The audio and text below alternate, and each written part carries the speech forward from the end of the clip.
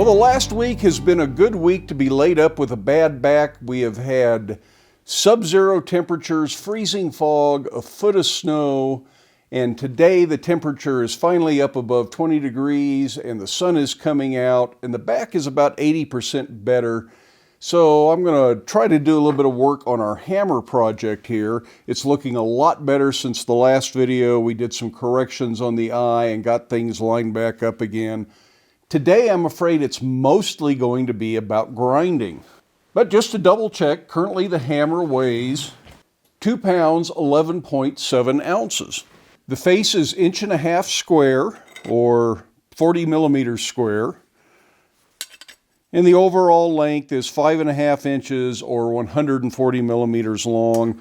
Not a bad size for the hammer. I wouldn't mind it if it was a little bit shorter in this direction. I think that is a little bit better balance for my purposes, but you find all sorts of sizes in hammers, so it's really whatever you're comfortable with. The big thing at this point is a little bit more work with the die grinder inside the eye. It's not bad, but it's just a little sharp at the edges, and a little bit of this is mushroomed in through forging, and I just want to clean it up, especially back here on the back side that's a little irregular. And it's worth the time to fix that if you can. Just don't make it so big that the handle isn't going to fit properly. After that, I want to grind anything that is just misaligned or misshapen, which there isn't a lot of. The peen is a little off center, so I'll grind that to make sure it's centered. Clean up any really rough spots on it. Make sure there are no sharp corners anywhere, because those can lead to stress fractures when we do the hardening and tempering. And then it will be time to harden it and temper it. Now the hardening and tempering process, even though I'll get through it today, I won't get on to the next step today. So I'll harden it, I'll put it into temper, and then I'll just leave it in the oven. It goes off all by itself. It has a timer, and by then I'll be ready to just head in for the evening. So we'll pick it back up again later, but I'll try to include it all in this video. I'll try to make this the last video on the hammer, which means it's also the video where we're going to draw a winner for the 100,000 subscriber giveaway, which will include this hammer. I've got some other stuff I'm going to throw in there, and I'll probably give some things to some other viewers as well. But one person will win this hammer that we have been working on. And that announcement won't be till the end of the video, so you got to stick around if you want to know who won. So I think first things first, I'm going to take this to the big grinder with a 60 grit belt, and we're just going to get that done. Make sure you wear your respiratory protection, your hearing protection, and your eye protection while you're working with a grinder.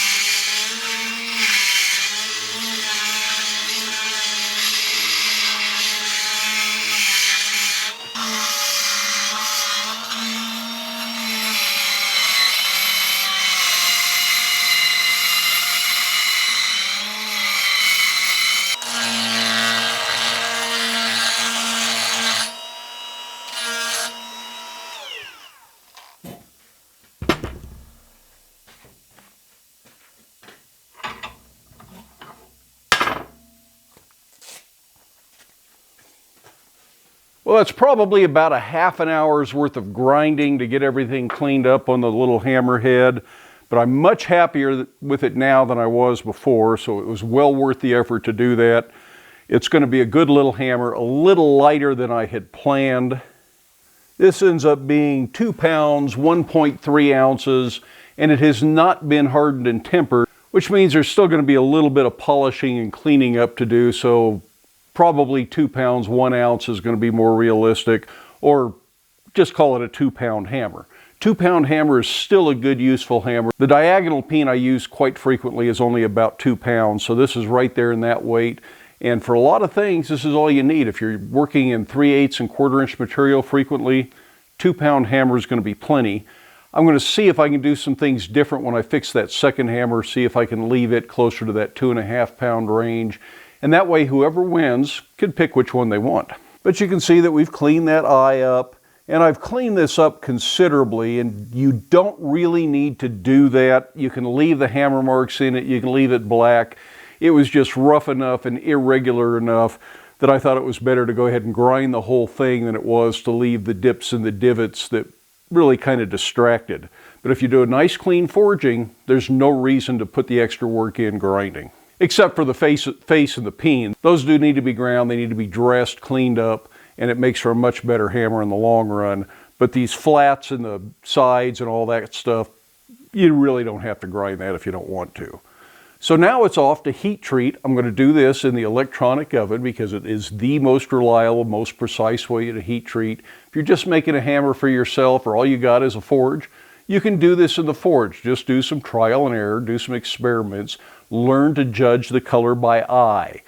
In the electric oven, I have learned that I used to get things way too hot when I was judging by eye, and they don't need to be as hot as it seems like. And maybe you can see what color I bring this out at, if the camera color can be trusted. Now, to double check what the heat treat parameters are for the 4140 that I'm using, I'm going to use an app on my cell phone. It's called the Heat Treat Guide Companion. We've looked at this before. But people always ask, what's that app you use? So that's the name, the Heat Treat Guide Companion. And it allows you to search by whatever type of steel you have. And it gives you just tons of information then about what the chemical properties of 4140 are, what the normalizing, the annealing, the heat treating, everything you need to know is in here.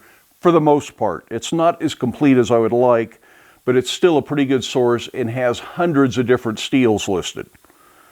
So under the recommended heat treating practice, this says to heat, for hardening, you heat to 1570 Fahrenheit and quench in oil.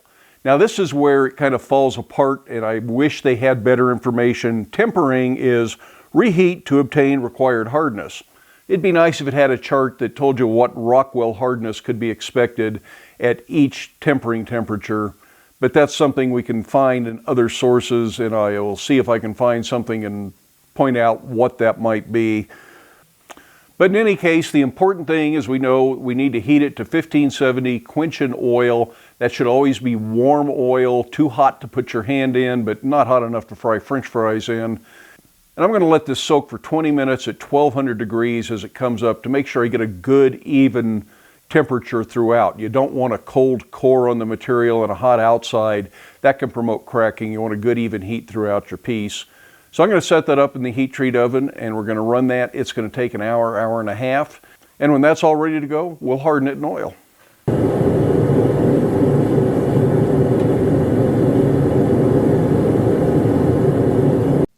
I got a piece of scrap hot. I use that to preheat the oil.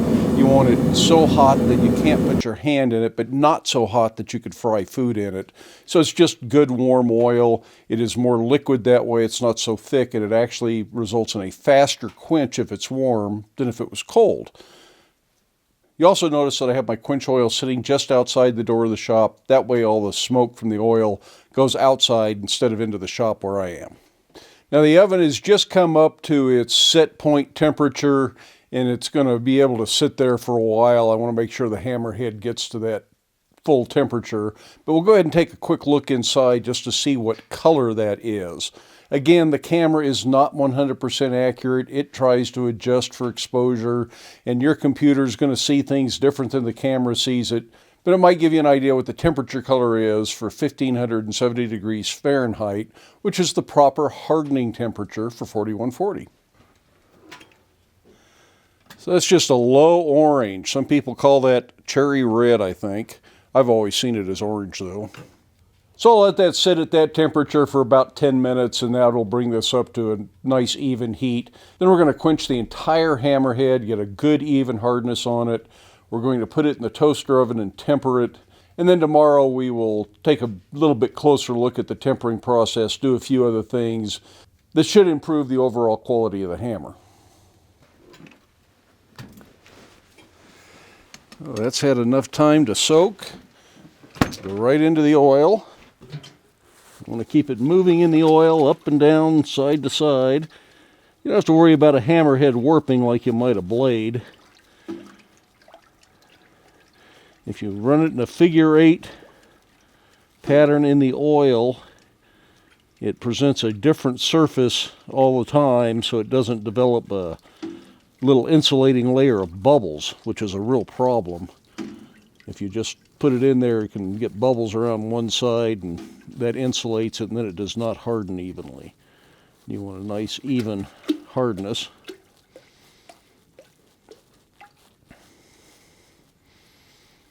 And you pretty much want to cool it until it's the temperature of the oil, which is just a judgment call.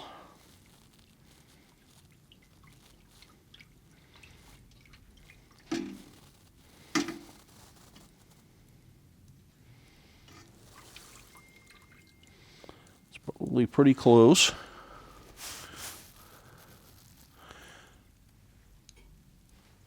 Oftentimes, if it's going to crack, you will have known it by now. You will either heard it or you can see it when you pull it out.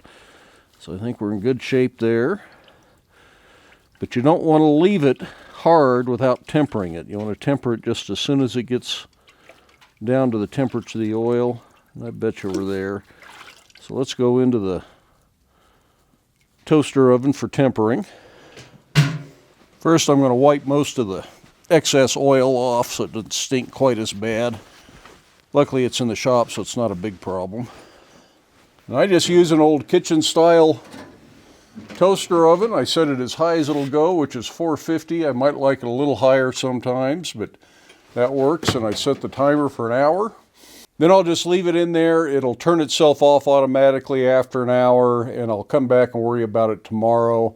500 might be a little bit better temperature, but we're going to do a little bit more tempering on it tomorrow, so we'll take a look at that in just a few seconds here on YouTube time, even though it'll be tomorrow for me. Well, it's been longer than just overnight. I did some other things. In fact, we did a Hook of the Week video since I worked on the hammer last. Hopefully you saw that. But we do have a hammer that has been hardened and has been tempered, and it could be handled right now and put right to work. But I'm going to do just a little bit more tempering to it, and I'm going to talk about that and the reason why I feel like I'm going to do that. Not strictly necessary. Commercial hammers probably don't get that extra step. They just harden it, temper it, put a handle on it, and out it goes. This hammerhead now weighs just over 2 pounds. And I'm much happier with it than I was. In fact, the other one I have forged back down. This one I have not taken a lot of material off of yet. This one still weighs 3 pounds, but the eye is completely round after trying to force things in to get that eye back in shape a little bit better. But it's really come along pretty well. There's a whole lot of work to do back here, but I'll do all that with the die grinder, and we'll get this one done as well. But for the most part, everything you saw me do to this is the same as I've done there, so there's no reason to duplicate the efforts one to the other. So what is it that I want to do with this hammer at this stage of the game? Well, I like to put a little bit extra temper in the eye. That's the place where there's the most stress that would crack a hammer. The face needs to be fairly hard, and the peen needs to be fairly hard, so it stands up to years of use. So I'm going to heat up a drift red hot and put it in the eye and just let this sit in the vise with that drift. I may reheat it several times. But before I do that, I'm going to clean up the face and the peen just a little bit so I can see if any colors run. If the tempering colors push all the way out and this starts to turn straw on the face here or on the peen, then that's where I'll quit doing that. If it never gets out that far, I'll just let it sit for a while. It's just a little extra step. We tempered this initially at 450. For 4140, tempering at 400, depending on the chart you look at, is somewhere between 55 and 58 Rockwell. There's a lot of conflicting information out there. Tempering at 500 might be more like 54 to 56 Rockwell, depending on what you look at. So 450's somewhere in there, and that's an acceptable hardness for a hammer. You don't want it too hard because it'd be easy to chip it, and you don't want to chip a hammer, but you also don't want it too soft because then it mushrooms over and you got to dress it more. But that's not a big deal. This diagonal peen that I use quite often has never been all that hard. I've redressed it several times, and it still works just fine. I've probably been using that hammer for over 20 years. I still have a 120 grit belt on here, so I'm just going to clean the peen and the face up on this belt.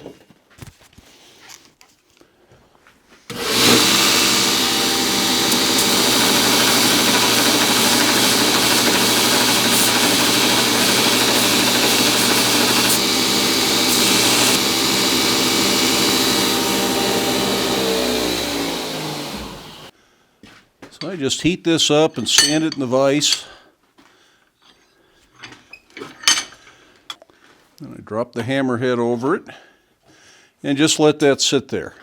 Now this may take quite a while to come up to heat. I'll probably have to take this down and reheat the drift 3 or 4 times, and I'll turn the hammerhead over so it heats evenly from both sides. But I don't think we need to watch the whole process because it looks just like this, probably for close to half an hour. And as I say, this is not strictly necessary. This just helps toughen up the sidewalls a little bit, and if there's any kind of stress in there, make sure that the eye, which is the most stressed part of this at this stage of the game, is well tempered. But since it's only about 20 degrees in the shop today, this is going to take a little longer than normal. This is already cooling off to the point that I'm going to need to reheat it, and it's only been about 5 minutes, so we probably won't get this completely done this way, and it's not that big a deal. As long as these sidewalls are getting some additional tempering, it's doing what I really wanted it to do.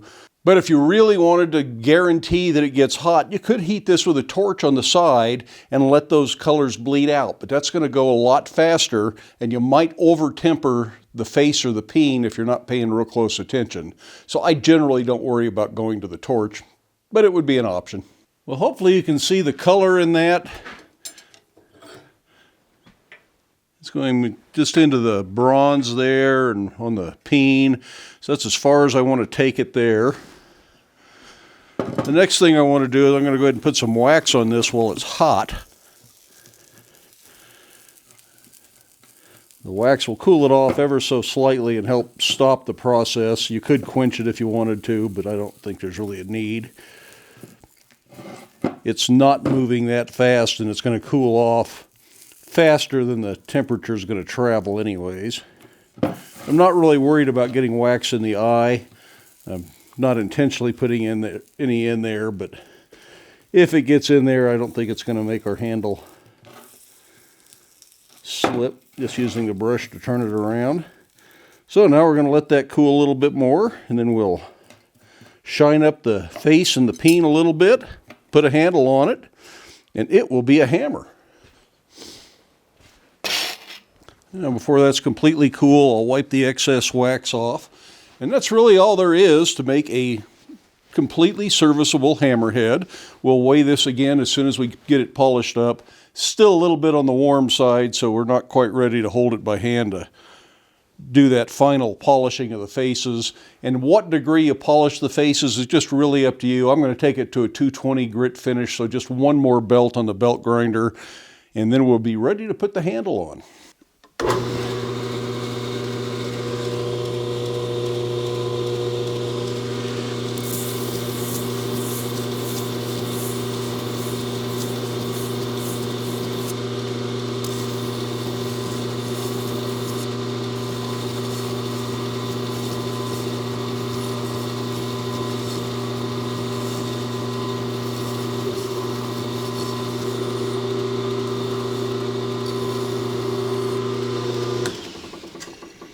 And that leaves a nice smooth finish, but it's not a mirror polish. It just doesn't need to be. And that brings us to time to put a handle on the hammer. And it just so happens that that eye is as near perfect as I've ever gotten one. A little bit bigger and it wouldn't fit. I don't know if you can see that in there or not, but that just is almost a perfect fit. In fact, I think I'm going to try and drive it in there and see what happens. And this is just a store-bought hammer handle. You can probably find these at your local hardware store. I ordered this one from McMaster-Carr just to make sure I had it in time to get it on here. We are currently at 2 pounds, 1.1 ounces. So that's just a hair under 1 kilogram. And that's not a bad size hammer, and it's not going to get any lighter until somebody that uses it needs to dress it and clean it up after using it for a year or so. It's also a 16-inch handle. For a 2-pound hammer, you might get by with a 14. Look at that, that goes right on there. No trimming required. Yay! The other handles I had were 18-inch handles, and they were definitely too big. But you could certainly trim this down if that's too big a handle for you. Now what I see here, I don't know if you can see that, is it does tip just a little bit. And some of that's because there's more inertia in the front than there is the back because this is heavier. But I'm going to see what happens if I just turn this around. If I can get it back off of there. Sometimes you have to use a punch to drive the head back off.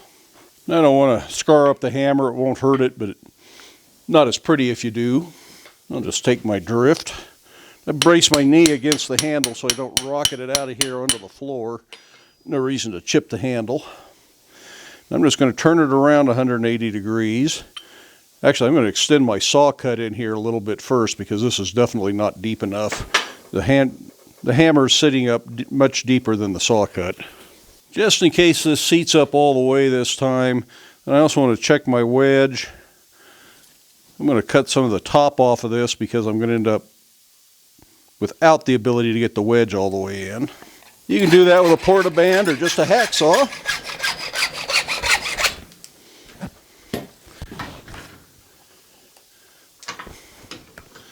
So let's see if we can put this back together now. Let's see. Make sure I put it in opposite the way I had it before just to see if it matters.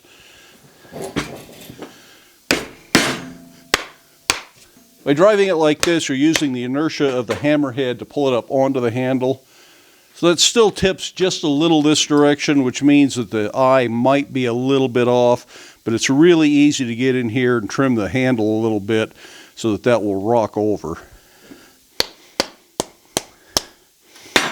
That's pretty easy to do with a sharp knife. You could also use your belt grinder, belt sander, a rasp, draw knife.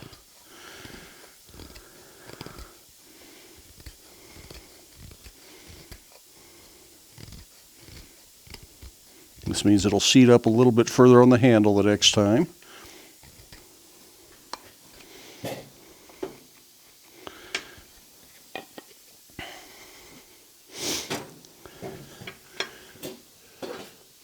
And just go back and forth like that until you're sure you got the fit the way you want it.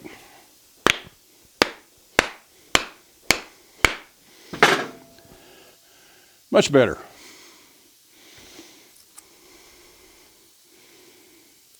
Now I'm going to go ahead and trim the top of this a little bit more yet again, just to make sure that my wedge goes down in there good and solid.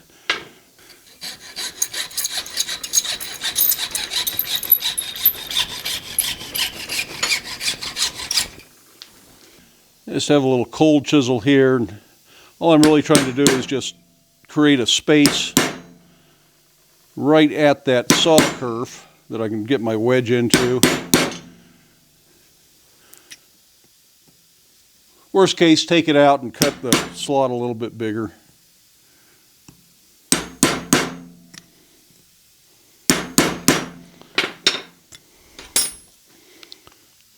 And we should be able to get the wedge down in there.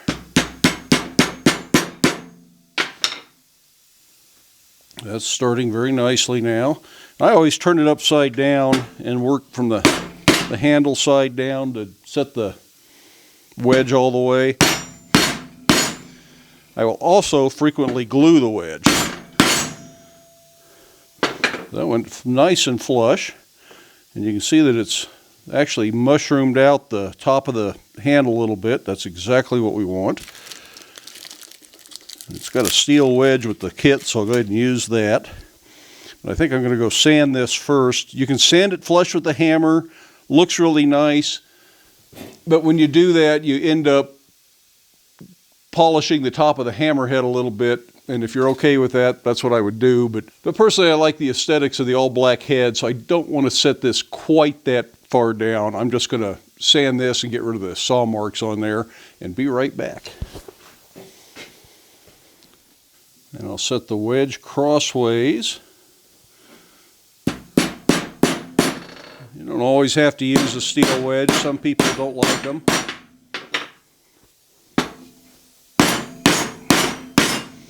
We'll go over to this other anvil real quick. It's way more solid and a lot quieter. Just out of the view of the camera a little bit. So that is a handled 2-pound hammer. And one of you folks can win this one, or if you'd rather have the one that's a little bit heavier that hasn't been finished yet, you just have to trust me that I'll get it finished. You can choose that one if you win instead. Whichever one is left over after the drawing, I'll try and get listed over on the Etsy shop and somebody can buy whatever the leftover one is. Hope you enjoyed watching the hammer get made. Now, what else are we going to do for this giveaway for 100,000 subscribers? Well, I'm working on some tongs. I still need to finish. These are the pause tong styles that I use so often in the videos, little more delicate V-bit tongs. I'll probably finish these for 3/8 square bar. They'd be easy to adapt to 1/4 inch, 5/16, 3/8. A little bit light perhaps for 1/2 inch bar. But I'm going to finish a pair of these and that will go with the hammer, along with one of the hook rulers and a silver pencil, just to make this a nice set of tools for somebody that's just starting out, and hopefully somebody that needs them will win. But if you're entered in the drawing, you're entered in the drawing. Now, by the time you see this, I will have picked a winner, so it's too late to go enter now. Don't go from this video back to that 100,000 subscriber video, because at the very end of this video, I'm going to announce who won this. Before I'm done editing, I will do that drawing probably tomorrow morning, which is Tuesday. You're going to see this video on Wednesday, so that means I did the drawing yesterday. Yeah, something like that. Now, instead of just having one winner, how about if we have 2 winners? And I have another pair of tongs I'm working on. I'm working on 2 sets of these pause tongs. So the second place winner will win a pair of pause tongs. And I have more of the hook rulers and more of the pencils, so you'll also win a hook ruler and a silver pencil. And a third place winner will just do the hook ruler and the silver pencil, but there'll be 3 people that win something with my thanks for subscribing to the channel and helping to make Black Bear Forge a success. Of course, that pretty much brings us to the end of the video. Who's the winner? Like I say, I'm going to do that while I'm editing the video. So we'll pick this up downstairs in front of the computer and we'll see who wins. Both sides. Now, of course, you're wondering who won the hammer and the giveaway in general, first, second, and third prize. Well, let's find out right now. For this, I use a little plug-in that goes along with YouTube that's called TubeBuddy, and it allows me to come in here and just say, pick a winner on the particular video that I'm interested in. And because the requirement was that you use the word enter in your entry, I can put that in here.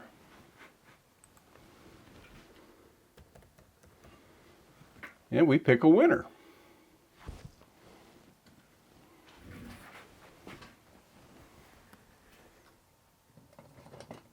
And it looks like the first place winner is Mike C. But since there are 3 prizes, let's pick 2 more winners.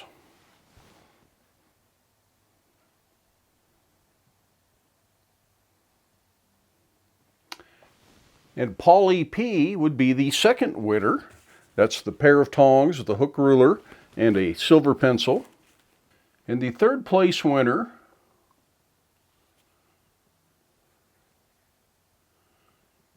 is SmallBizCash.